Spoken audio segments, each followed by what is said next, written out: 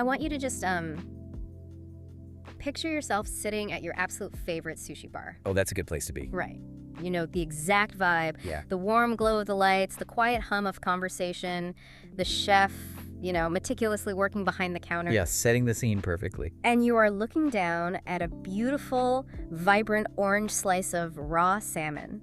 It's resting perfectly on top of this, like, carefully shaped bed of seasoned rice. A total classic. Exactly. And it looks ancient, doesn't it? Like, it feels deeply rooted in centuries of unbending Japanese culinary tradition. Right, you assume it goes back to the samurai or something. Yes. But what if I told you that the history of that specific dish, and in some cases, the very DNA of the fish sitting on your plate, is just a complete and total illusion? I mean, it is a brilliantly constructed facade, and today we are taking you on a deep dive to really unmask the global fish market. We are going all over the place for this one. We really are. We're going to cross the globe to figure out exactly what is on your plate. We're pulling from a super fascinating stack of sources today. Oh, the sources are wild. Yeah, we're traveling from the corporate boardrooms of 1980s Norway to undercover UCLA students genetically testing sushi down in Los Angeles to a highly controversial regulatory loophole in China. But we also have that massive DNA barcoding study from Seattle. Exactly. So we have a lot of ground to cover. We really do. And look, we are going to change the way you look at a seafood menu forever. Because this deep dive isn't just about, you know, calling out fake fish. Right. We are getting into the molecular biology of your dinner, the psychology of your palate, and just the hidden mechanics of the whole food supply chain. Spot on. We will be breaking down not just what you eat, but the exact mechanisms behind why you eat it. It's all connected. It is. We are going to see how global economics, trade surpluses, and these wild scientific workarounds actually dictate our taste buds on a microscopic level. Okay, so before we can understand why the fish on your plate might be like a literal imposter, we have to understand how salmon sushi became this overwhelming global phenomenon in the first place. Right, because it wasn't always like this. Not at all. I mean, you sit at a conveyor belt sushi place today and salmon is everywhere. It's the default order. Yeah, everybody loves it. You just naturally assume it's this deeply revered Japanese staple. But while sushi as a culinary practice is a 500-year-old Japanese tradition, salmon sushi specifically is a 1980s Norwegian invention. Which is just a staggering example of international problem solving. And, well, problem solving driven by sheer economic necessity. So how did that actually happen? Let's set the stage in the 1980s. So Norway had leaned heavily into aquaculture, fish farming. Right. And they became so incredibly efficient at it that they were suddenly facing this immense surplus of farmed Atlantic salmon. Like, too much of a good thing. Way too much. They simply had way too much fish freezing in storehouses, and their domestic population was entirely too small to consume it all. So they're just sitting on tons of fish. Literally. They were hemorrhaging money just trying to keep it cold and store it. And meanwhile, on the exact opposite side of the planet, Japan was facing a severe deficit. Right. A total crisis for them. Because for decades, Japan had relied on these unregulated global fishing policies to feed its population. But as international maritime laws shifted, countries began claiming exclusive economic zones around their coastlines. Yeah, locking down their water. Exactly. So Japanese fleets were pushed out of foreign waters, and suddenly this massively seafood-reliant nation found itself only about 50% self-sufficient. Which is terrifying for a country that eats that much fish. Totally. They were desperate for a reliable, high-volume source of fish. So on paper, it looks like a frictionless economic equation, right? Norway has the supply, Japan has the demand. Boom. Perfect match. Yeah. Enter the Norwegian Fisheries minister at the time, a man named Thor Listau. The mastermind. Basically, yeah. In 1985, he launched an initiative literally called Project Japan, which was later really driven forward by an executive named Bjørn Eirik Olsen. Project Japan, it sounds like a secret mission. It kind of was. The entire objective was to convince the Japanese seafood industry to buy all this excess Norwegian salmon.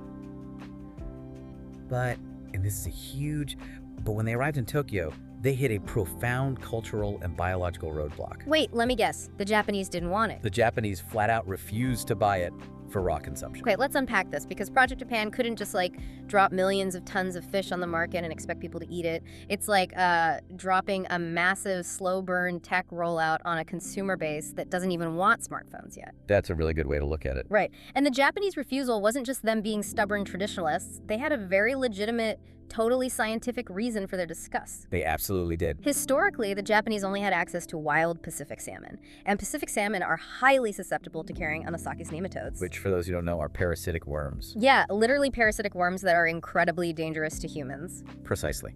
And because of those parasites, Pacific salmon could only ever be consumed safely if it was thoroughly cooked, boiled, or grilled. The heat kills the nematode. Exactly.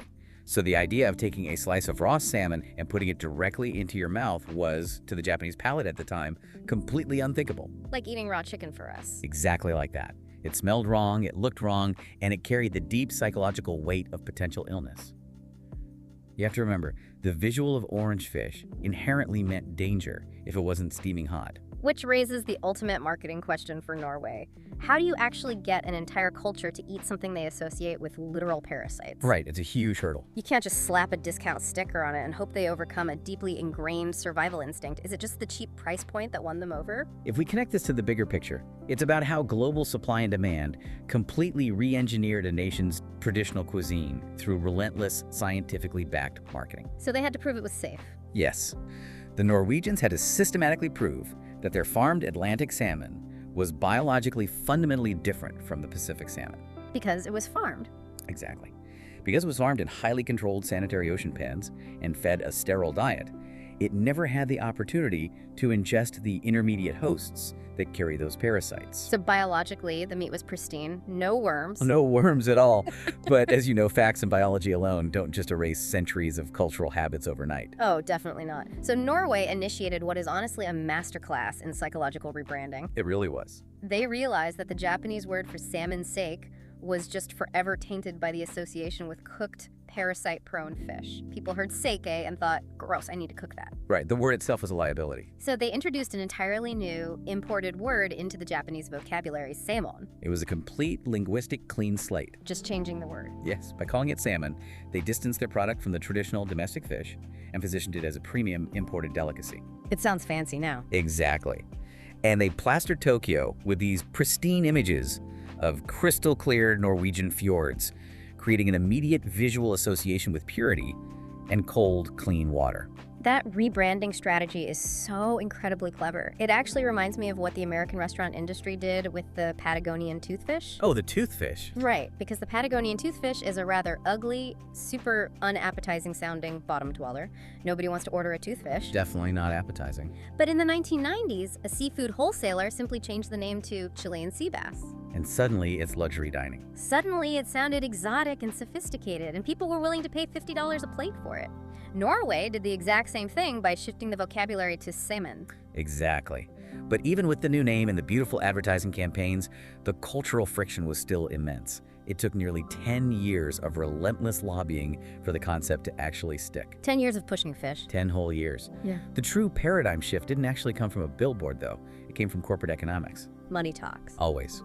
Project Japan finally managed to get a major Japanese frozen food distributor, Nichirai, to buy 5,000 metric tons of this Atlantic salmon. Wow, 5,000 tons. Yep, and at a staggering discount. But the key was the contractual intent they were buying it to sell specifically for sushi. And that corporate buy-in just broke the dam. It did. Because once a major distributor made it widely available and incredibly affordable for everyday restaurants, the sheer exposure normalized it. The economic incentive drove the cultural shift. People started trying it because it was there, and it was cheap. And the legacy of that 10-year campaign is almost hard to comprehend today. I mean, think about it. Norway now holds roughly 53% of the entire global salmon market, Over half the world's salmon. exporting to over 113 different countries. And if you look at modern consumer surveys, salmon is now the single most popular fish ordered at Japanese conveyor belt sushi restaurants. It's incredible. An entire nation's favorite sushi topping was literally constructed in a Scandinavian boardroom. It is a remarkable triumph of logistics and marketing. However, when you engineer a global obsession of this magnitude, the supply simply cannot keep up with the soaring demand. The ocean isn't infinite. No, it's not. Consumers worldwide began demanding premium, wild-caught salmon. And that severe imbalance between supply and demand created a very, very lucrative vacuum for deception. Oh boy, here we go. Yeah, we moved very quickly here from brilliant international marketing to straight-up consumer fraud. And the data on this fraud is, well, it's honestly startling. It is. The global ocean advocacy group Oceana ran these extensive DNA tests on commercial seafood, and they found that 1 in 5 fish samples worldwide are mislabeled. 1 in 5. That is 20% of the global market just fundamentally lying about the genetic identity of what is inside the package. It is a massive systemic issue across the entire supply chain. And to really understand the mechanics of how this happens on a local, everyday level, we can look at a fascinating longitudinal study out of UCLA. Undercover college students, right? Exactly. Over the course of 4 years, undergraduates in a marine science course were sent out as covert samplers. I love this so much. It's great. They collected nearly 400 sushi orders from 26 different restaurants all across the Los Angeles area. Just bagging up their takeout. Yep, they brought their takeout back to the laboratory and utilized DNA barcoding to analyze the genetic material of the meat they were served. I want to pause here for a second because DNA barcoding sounds like straight up science fiction, but the mechanism is actually brilliant. A very cool technology. Think of DNA barcoding exactly like a supermarket scanner at the checkout line. But instead of a laser reading black and white lines on a cereal box, these students are extracting a tiny standardized fragment of the fish's genome. Right, a specific genetic marker. Exactly, specifically a gene that mutates just enough between species but stays completely consistent within a single species. That's the key. They sequence that genetic fragment and then they run it against this massive global digital reference library to find an exact, undeniable species match. That is a perfect analogy. The genetic sequence just does not lie, no matter what the menu says or what the chef tells you. The DNA is the DNA. And what those UCLA students found through that barcoding was rampant, undeniable substitution. And we're not just talking about, harmlessly swapping one premium fish for another. Like swapping a Coke for a Pepsi, it's way worse than that. So much worse. The ecological and health ramifications are profound. For instance, you might order albacore tuna, which is a relatively sustainable, lower mercury option. Sounds healthy. But the DNA reveals you're actually being served Bjørn tuna, which is a vulnerable species facing severe overfishing, and biologically, it bioaccumulates significantly higher levels of mercury. So you think you're being responsible, but you actually have a conservation crisis and a neurotoxin issue just bundled into one fake meal. Exactly, but the substitutions actually get even more extreme than that. Oh no. Yeah, the researchers found that in some cases, fish labeled as premium white tuna or butterfish was genetically identified as an entirely different species called escolar. Escolar. Which, if you know marine biology, is a red flag. A huge red flag. Escolar is infamous in the marine biology world because its flesh contains exceptionally high levels of a specific wax ester called jumpylatoxin. Okay, wax ester. That does not sound like something humans should eat. Which brings us to the digestive mechanics of why mislabeling is a direct physical threat to the consumer. Brace yourselves, folks. Yeah. The human digestive system is incredibly efficient, but we completely lack the specific lipase enzymes required to break down those long-chain fatty acid wax esters found in escolar. We just don't have the hardware for it. We don't, because we cannot metabolize them. Those waxes pass entirely undigested through the human gastrointestinal tract. Oh, wow. Consuming even a moderate portion can lead to a sudden, highly distressing medical condition known as cururia. Which is a polite scientific term for oily orange diarrhea. Unfortunately, yes. It's just insane. You go out for a nice, high-end sushi date, trusting the chef, and you end up dealing with severe, uncontrollable gastrointestinal distress just because the restaurant decided to swap your fish to shave a few dollars off their overhead. It's a massive violation of trust. Totally. It's like buying a designer bag at market price, finding out it's a cheap knockoff, and then actually eating it and getting sick. That is a very vivid way to put it, but yes. Unless you think this is purely an anomaly in Los Angeles, a recent 2022 to 2023 study published in the journal PLS1 looked at Seattle. Seattle, the salmon capital. Right. Seattle is a proud, massive hub for wild Pacific salmon. It is literally part of their cultural identity. You'd think they would rigorously protect the integrity of their fish. You really would think so. But researchers still found an 18% mislabeling rate across the city. And what is particularly illuminating about that Seattle study is the structural breakdown of where that fraud actually occurs within the city's ecosystem. It wasn't everywhere equally. No, it wasn't. The researchers systematically collected samples from both large grocery store chains and independent sushi restaurants. Okay. In the grocery stores they tested, they found a 0% rate of substituting cheap farmed salmon for extensive wild salmon. Absolute compliance. 0%. Zero. But when they tested the sushi restaurants, they found that those establishments substituted cheaper farmed salmon for wild salmon roughly 32.3% of the time. Over 30%. And it goes beyond just farming methods, too. The sushi restaurant substituted wild salmon with completely different species of fish nearly 38.7% of the time. Almost 40% of the time, you're getting a totally different animal. Exactly. Every single one of these substitutions financially harmed you, the consumer. You are paying a premium market price for wild-caught salmon, and you are being served a significantly cheaper commodity product. Yes. This raises an important question about economic incentives and structural oversight. Walk us through how you see the difference in those two environments, grocery versus restaurant. Well, I asked myself, why are grocery stores seemingly so much more honest than sushi restaurants? Is it ethics or just tighter supply chain tracking? That's the big question. And it really comes down to how the supply chain is structured.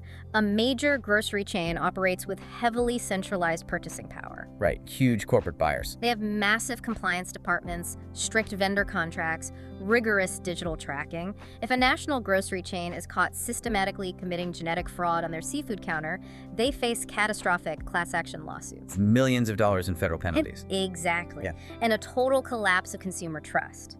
The financial risk of lying far outweighs the benefit of saving a few cents on the pound. It's just bad business for them. But a local independent sushi restaurant, they operate on notoriously razor-thin profit margins. Very true. They might be purchasing from smaller secondary distributors where the origin of the fish is already completely obscured before it even gets to the kitchen. They might not even know it's fake. Right. Or a struggling restaurant owner might intentionally make the swap in the back of the house to keep their food costs down. Because it's so easy to hide. Exactly, because once that fish is sliced, seasoned, and served on rice, all the visual evidence, the scales, the skin, the head, is totally on. The environment inherently provides a cover for the deception. That is a spot-on analysis. The point of sale in a restaurant relies entirely on blind trust.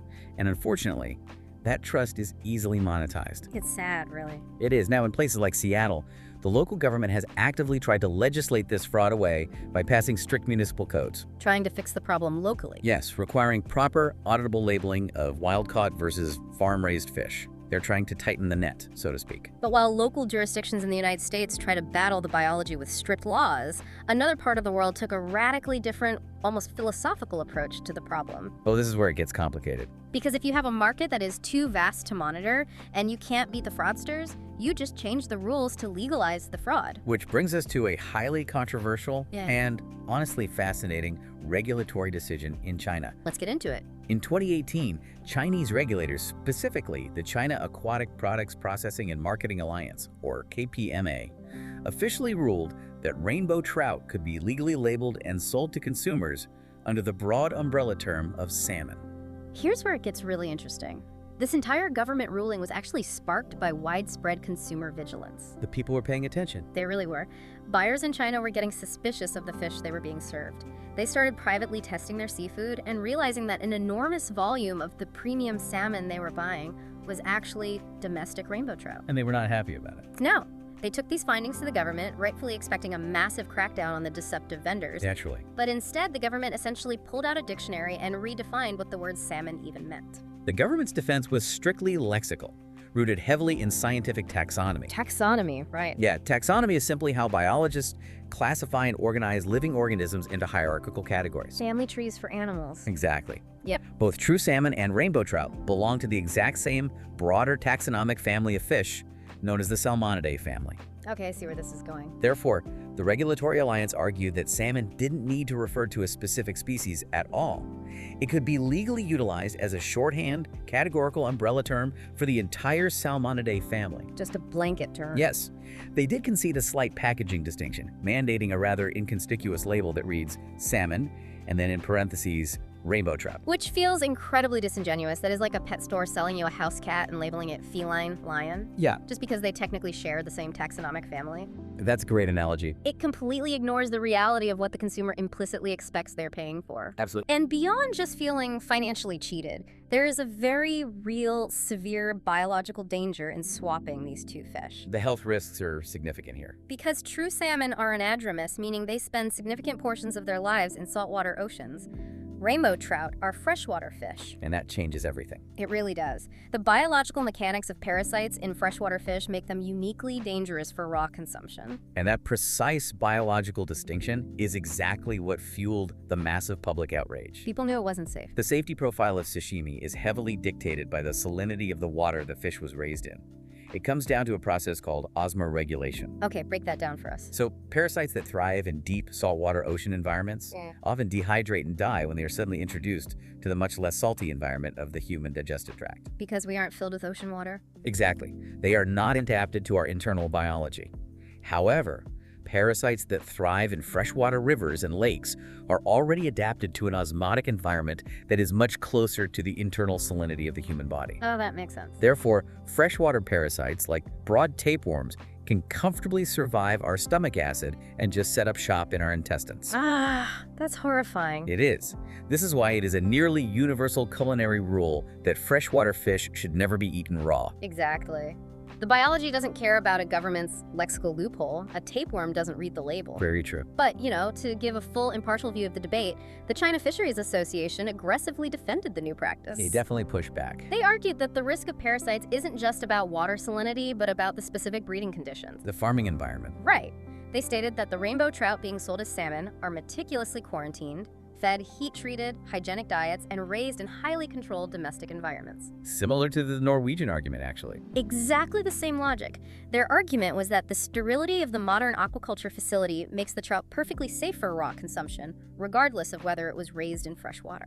What's fascinating here is the fundamental tension between government regulatory logic and the power of consumer rights. It's a huge clash. It is. The regulators utilized a broad biological classification to solve a complex domestic market problem, effectively legitimizing and protecting their massive, lucrative domestic trout industry from a total collapse. Saving the industry. But the public viewed it as a blatant, cynical erosion of transparency.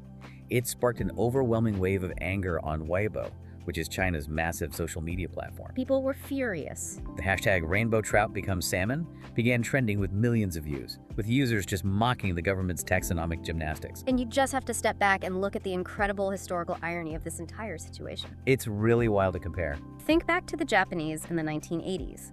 They historically avoided their own wild Pacific salmon because they had a deeply ingrained, completely legitimate fear of saltwater parasites. Right, the whole reason Project Japan was so hard to pull off. Exactly.